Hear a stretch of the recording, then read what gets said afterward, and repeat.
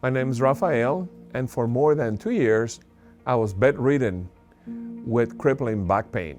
Hi, I'm Gregg, and I'm one of Raphael's best friends.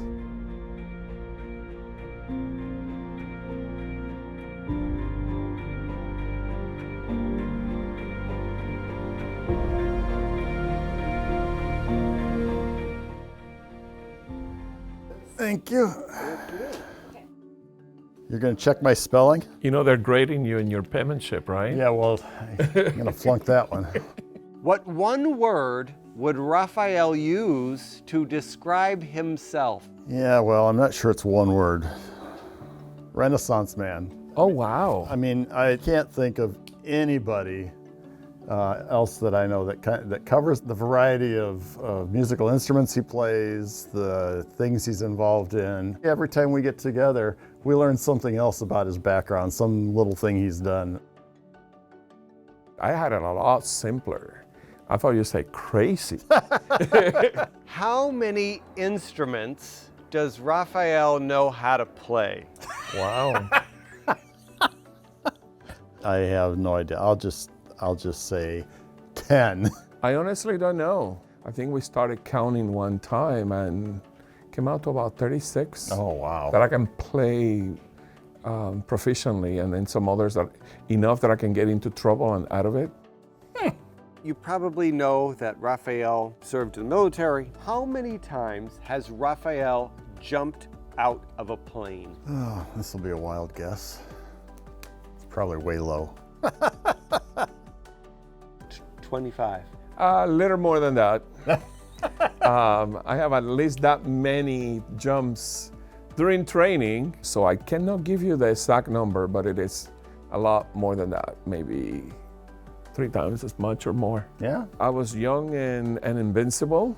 Yeah, after a while, if things are not done properly, it can cause some serious injuries. Some of the injuries cannot be readily apparent. They show up years later. 20, 30 years later, you figure out, oh, I have an all compression fracture that didn't heal right. I've never really thought about jumping out of a plane. It's not a natural act. What would Raphael say is the hardest challenge he's faced in his life? Health. Health has been the biggest challenge in my case. After several surgeries, and I had a surgery failure, and I ended up bedridden for months after months after months, not being able to get up, having to be completely dependent like a child. I miss a lot of things. I couldn't go to my children's graduations from high school. A lot of events, a lot of family events, weddings, things of the sort that I could not attend. How long was Raphael confined to his bed? 6 months? A little longer than that. It's about 28 months. Wow, That's a long time. I cannot imagine that. Yeah. On a scale of 1 to 10, how bad would Raphael have described his pain at its worst? 11? Pretty close to at least a 10. Some of the other injuries that I had are nothing compared to having a spinal injury that incapacitates you. And there are many times, Gregg, that I was really convinced that it was never going to pass. Yeah. That was it for me, that I was either going to be condemned to a life of perpetual pain, or worse yet, to a very short existence where the pain will actually kill me, physically kill me. How many different treatments or therapies did Raphael try to help him deal with his pain? We're going to go for 20. I would say it's pretty close to probably about a dozen. The first things that I tried was a chiropractor. Then I saw acupuncturist. Try physical therapy. I try meditation, yoga, biofeedback. One of the things that I tried that was pretty amazing was something called a neurostimulator. And the cool thing about it is you can actually stimulate your nervous system to block nerve signals.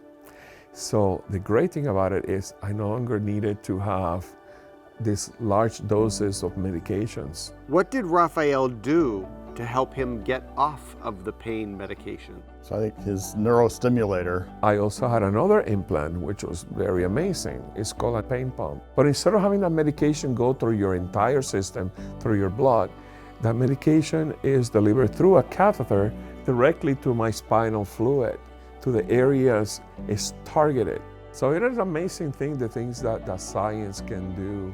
What would Raphael say is the personality trait that helps him the most? Tenacity. Dead on, right on. And I just find it so hard to give up. Tenacity, definitely. You know me well. Right. You're not a quitter, so. And a lot of people ask me, how you're always so darn optimistic? What's up with that? I said, well, it's really easy. God only gave us so many days and allowances of good days and bad days. And I used up all my bad days. I don't have any left. I only had good days left and better days. And I'm sticking to that.